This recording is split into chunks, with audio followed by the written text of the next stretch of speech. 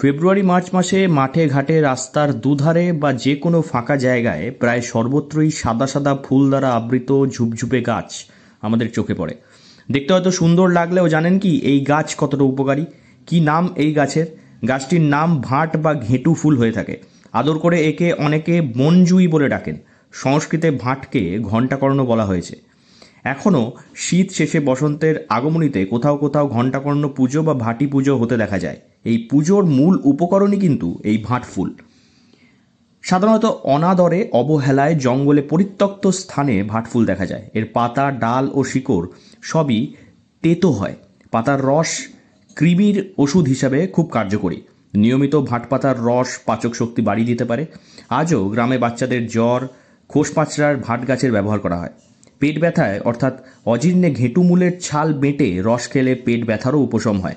পাতার রস 2-3 চা চামচ জলে মিশিয়ে সকালে খালি পেটে কয়েকদিন খেলে কৃমি মলের সঙ্গে বের হয়। ল্যামিয়েসি ফ্যামিলির অন্তর্গত।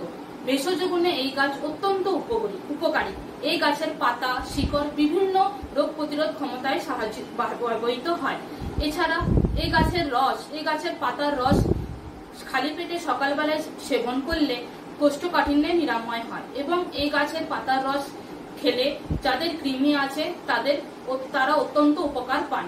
এছাড়া এই গাছের পাতার রস হজম শক্তি বৃদ্ধিতে, রোগ প্রতিরোধ ক্ষমতা বৃদ্ধিতে ব্যবহৃত হয়। এছাড়া এই গাছের শিকড়ে ফ্ল্যাভোনয়েড নামে এক ধরনের পদার্থ থাকে যা ক্যান্সার নিরাময়ে সাহায্য করে। এছাড়া এই গাছের পাতার রস ব্লাড সুগার নিরাময়ে এবং কোলেস্টেরল কমাতে সাহায্য করে। তবে রস খাওয়ার পর কোনোভাবেই অন্য খাবার বা মিষ্টি খাবার খাওয়া যাবে না।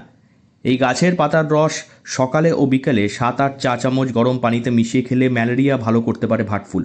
বিছে হুল ফোটালে দারুণ যন্ত্রণা হয়। এই সময় ঘেঁটু পাতা পেস্ট করে আক্রান্ত স্থানে লাগালে দ্রুত যন্ত্রণা থেকে মুক্তি পাওয়া যায়।